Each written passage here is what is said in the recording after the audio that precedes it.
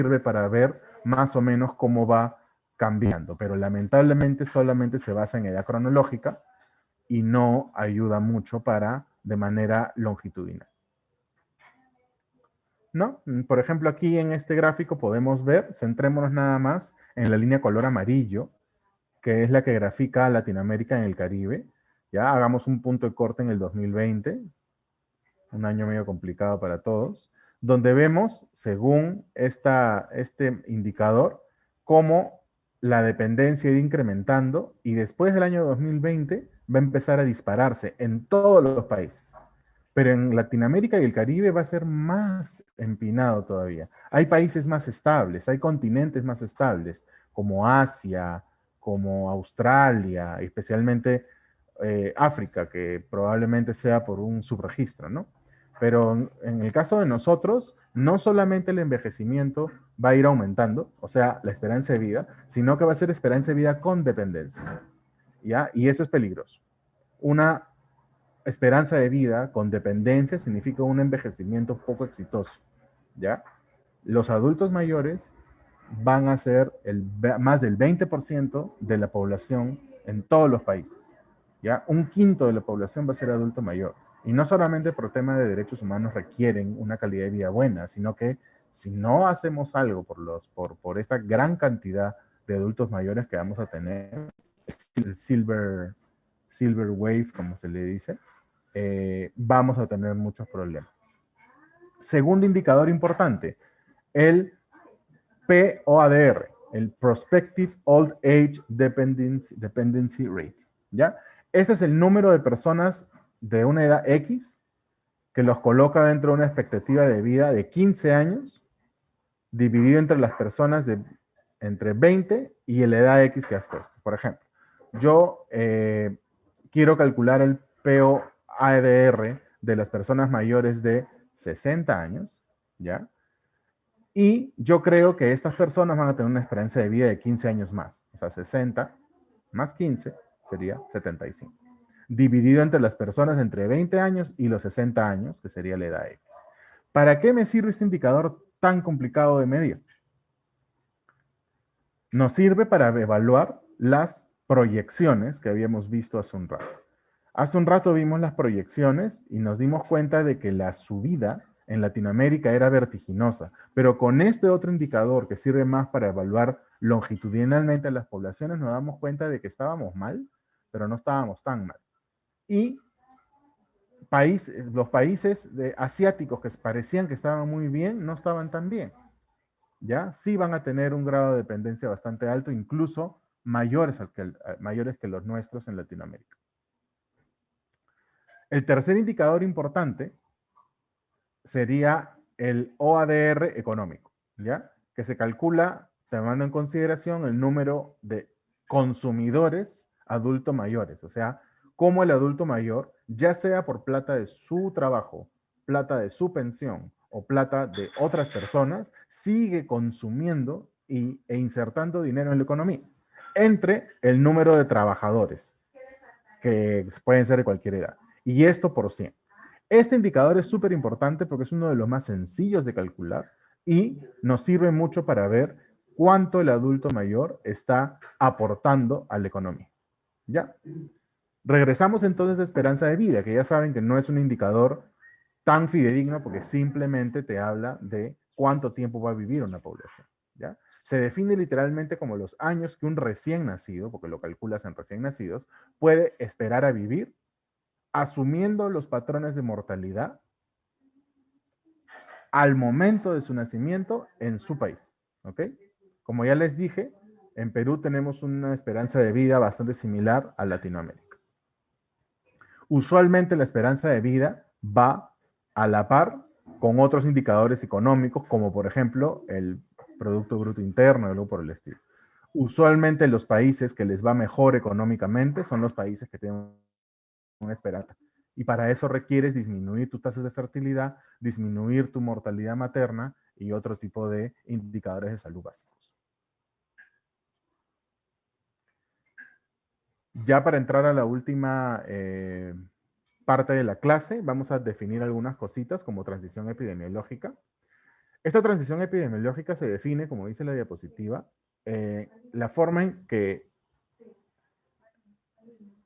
varían las principales causas de morbilidad y mortalidad. Por ejemplo, si hay una disminución en enfermedades infecciosas, parasitarias, mortalidad materna e infantil, estamos hablando de una transición epidemiológica a enfermedad crónica, ¿no? Y esa es la idea de una transición epidemiológica. Un país con una esperanza de vida alta tiene pocas mortalidades infecciosas. Las mortalidades, la mortalidad materna, la mortalidad neonatal y las infecciones respiratorias son indicadores de países que todavía están en vías de desarrollo. En cambio, un país que se muere por enfermedad crónica, ya está en una transición epidemiológica un poquito más aceptable. Lo ideal sería que no tengas mortalidades materna, neonatal, infecciones respiratorias y que tus enfermedades crónicas estén tan bien controladas que todo sea perfecto, pero para eso falta bastante. La rapidez con que ha ido avanzando el proceso de transición epidemiológica ha dado lugar a que el sistema de salud se sobrecargue. Se sobrecarga de personas con enfermedad crónica que usualmente tienen muchas comorbilidades y eso sucede cuando eres generalmente adulto mayor. ¿Por qué? Porque mientras más tiempo vives, más chances tienes de chapar alguna enfermedad que te va a acompañar por mucho tiempo. Ya sea enfermedad cardiovascular, endocrina metabólica, osteomuscular, etcétera, etcétera, etcétera.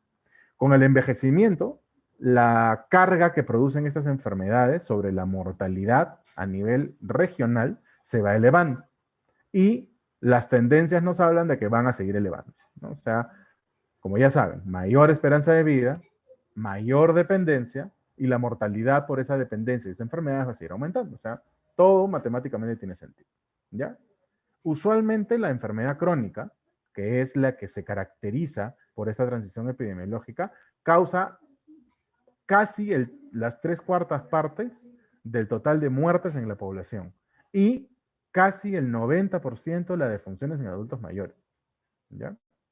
Para el 2030 se estima que esta ascenderá a 81% y las defunciones a un 91%. Entonces, cada vez ustedes, que son una generación joven, van a empezar a ver cómo la transición de enfermedades va a migrar a enfermedad crónica y sus complicaciones en vez de tantas enfermedades infecciosas. Eso no quiere decir que la gente no se va a morir por neumonía, todavía va a ocurrir, pero poco a poco va a ir migrando y el Perú está en plena transición epidemiológica. ¿Ya? Consecuencias. ¿Qué ocurre cuando una población, una sociedad, migra a una transición epidemiológica a expensas de enfermedad crónica? El peso de esas afecciones van siendo evidentes en la morbilidad que va adquiriendo la persona. Por ejemplo, la diabetes. La diabetes controlada hace que la persona viva mucho tiempo, tal vez con un poco de bajo peso, tal vez con neuropatía diabética, va apareciendo la nefropatía diabética, arteriopatía diabética, neuropatía diabética, enfermedades oftalmológicas asociadas a la diabetes, etcétera, etcétera, etcétera. Entonces, mientras más tiempo vive el paciente con alguna enfermedad, las manifestaciones tardías de esa enfermedad van molestando más. Lo bueno es que mientras más controlada esté esa enfermedad, el impacto de esas manifestaciones tardías va a ser menor. La idea es de que la morbilidad baje, la dependencia, o sea, que tú seas dependiente de otras personas por culpa de tu enfermedad, baje y la mortalidad baje, ¿no? Los adultos mayores, principalmente los que tienen una edad muy avanzada, usualmente no solamente tienen una enfermedad, tienen varias. Y esto se le conoce como comorbilidad o plurimorbilidad, donde no solamente acumulas una cantidad de enfermedades, sino que unas afectan a otras. Por ejemplo, la diabetes con la enfermedad renal crónica asociada a diabetes y la hipertensión, que también da enfermedad renal crónica. Entonces, si tú tienes diabetes e hipertensión, que son las dos principales causas de enfermedad renal crónica, tu pobre pobre glomérulo, está siendo atacado por la molécula de glucosa que tiene que estar filtrando, y además por la angiotensina y la renina y toda la jarana. Entonces, el riñón crónicamente se va afectando por dos mecanismos, lo atacan por dos flancos. Entonces, eso solo vende un ejemplo de tantas enfermedades que interactúan entre ellos. ¿Ya? Además, esto requiere que los adultos mayores necesiten un servicio de salud que sepa manejar esto. ¿Ya? Cuando todavía trabajaba en el Hospital Naval, hicimos un trabajo de investigación bien interesante.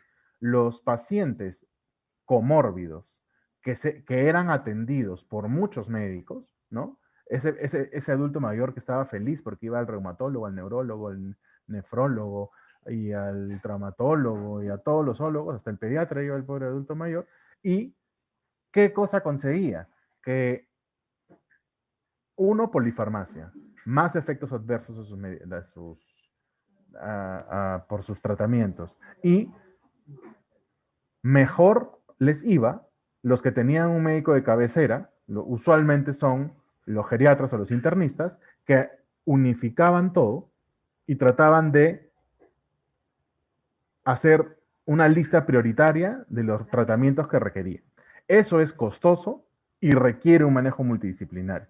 Y la especialidad multidisciplinaria por excelencia es la geriatría, porque el geriatra se apoya en rehabilitación, psicología, nutrición y otras partes del equipo, como van a ir aprendiendo en el curso. Así que cuando les digan que geriatría es la medicina interna del adulto mayor, en parte tienen razón, pero estás respondiendo solamente el 20%.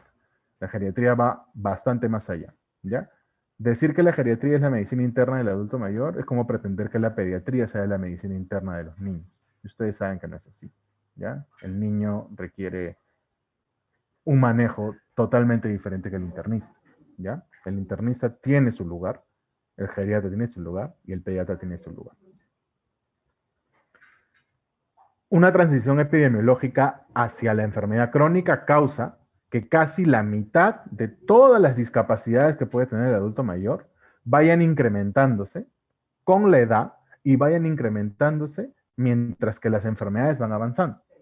Por ejemplo, y esta aceleración a una transición epidemiológica hacia la enfermedad crónica hace, por ejemplo, que los mayores de 75 años, o sea, una población envejecida, vaya a esperar un incremento en el número de personas mayores con discapacidad, y esto va a hacer que el requerimiento de servicios de salud sea más alto, y si los servicios de salud no están preparados para atender a ese tipo de poblaciones, vamos a tener problemas. Ya entrando a la parte final de la clase, vamos a hablar acerca de otros indicadores que son importantes que conozcan, solamente para mencionarlos, como hogares con algún miembro adulto mayor, ese es un número, hogares conducidos por adultos mayores, donde el adulto mayor es la cabeza del hogar, nivel educativo alcanzado por la población adulta mayor, eso está mejorando muchísimo en Perú, ¿ya? La lengua aprendida en la niñez por el adulto mayor, cuántos tienen acceso a programas sociales o identidad de programas sociales, o sea, sabes que conoces, sabes que existe el programa o tienes acceso al programa, acceso a seguro de salud, tenemos un montón de tipos de seguro de salud a nivel nacional, tenemos el SIS, tenemos salud, tenemos los seguros privados, ¿ya? ¿Cuántas personas con discapacidad existen? Y acceso a servicios básicos. Dos de estos indicadores que están en el rubro de otros son los que quiero que queden clarísimos. Uno, que es algo que lo van a leer bastante, son los años de vida potencialmente perdidos. Este indicador es importante que lo conozcan. Un estudiante de medicina que no conoce esto va a perderse la oportunidad de poder tener conversaciones interesantes con gestores de salud. Lo primero de este indicador es que se supone que la mortalidad debería ser nula entre dos edades X. Ese es el supuesto de este indicador. Aquellos que fallecen deberían haber vivido hasta una edad superior, que podría ser la esperanza de vida. Dos, se supone que entre los dos límites de edades que hemos seleccionado, que puede ser 60 y 70 años, aquellos que no fallezcan deberían haber vivido el número de años igualito al promedio que viva la población que no muere en dichera. ¿Ya? Traduciéndolo en castellano. Si tú pones un periodo de años y ves cuántas personas fallecen en ese periodo de años, puedes sacar un promedio de lo que deberían haber vivido dadas las condiciones locales de ese indicador. Este indicador no debe ser limitado a las edades más altas, porque si no vas a tener indicadores exagerados. Y finalmente la cifra de los años de vida potencialmente perdidos va a ser la sumatoria en todas aquellas personas que fallecen, pero que pudieron haber vivido más que el promedio que has calculado. Ya es un indicador difícil de calcular y que te dice cómo tu población está perdiendo años que debió vivir, dadas las condiciones que existen en ese país. Este indicador es bastante importante y nos ayuda mucho a ver el impacto de diferentes situaciones, como por ejemplo, contaminación ambiental en un pueblo. O sea, si vemos que la esperanza de vida en todo el país es 80 años y vemos que en un departamento es 72, ¿por qué hay personas que están viviendo 8 años menos? Algo está pasando ahí y uno toma decisiones al respecto. ¿Ya? Lo otro son los DALDIs, ¿no? Es un indicador algo conocido, ¿ya? Que es la suma de tiempo, ¿ya? De potencial pérdida de años por mortalidad prematura. La mortalidad prematura es la mortalidad que se da con edades anteriores a tu esperanza de vida y años productivos, ¿no? Entonces, esos son los DALIs. Y tenemos también los Years Life with Disability. ¿Cuántos años viviste con discapacidad? ¿No? Estos indicadores son muy importantes porque te ayudan a predecir cómo podría ir la calidad de vida en años futuros. Conclusiones, ya para acabar la clase. El envejecimiento es un fenómeno global y es un fenómeno diferente en cada país que va a depender mucho de cuestiones geográficas, políticas, lamentablemente, y de acceso a servicios de salud. 2. El envejecimiento está siendo más rápido en América y Asia. Las poblaciones van a empezar a envejecer más rápido y no necesariamente mejor en América y Asia. Los mayores de 65 años cada vez viven más, ¿ya? Y eso hasta cierto punto es bueno porque nos ayuda a hacer una transición epidemiológica a enfermedad crónica, pero debemos estar preparados para poder dar una buena calidad de envejecimiento. Los indicadores de los que hemos hablado hoy son importantes. Muy probablemente ustedes jamás van a tener que tener la necesidad de calcularlos, pero por lo menos tienen que conocerlos para que puedan conocer cómo tomar decisiones en base a ellos. Y sin incluir indicadores económicos o sobre ocupación, podríamos infraestimar, podríamos pensar que el impacto del envejecimiento es menor, ¿ya? El envejecimiento no solamente se tiene que medir por edad y a qué edad te moriste, solamente tienes que también meter discapacidad, la ocupación y si es que el adulto mayor tiene capacidad económica para poder afrontar el envejecimiento. Esos son los puntos que los indicadores de envejecimiento o demográficos del envejecimiento son útiles, ¿ya? Si es que no tienen variantes económicas o sobre trabajo, no vamos a poder tomar decisiones adecuadamente y debes utilizar diferentes tipos de indicadores para poder tomar decisiones adecuadamente. Y si no me equivoco, eso sería todo. Muchas gracias. Si no tienen ninguna pregunta, pueden irse a almorzar tranquilos. Muchísimas gracias.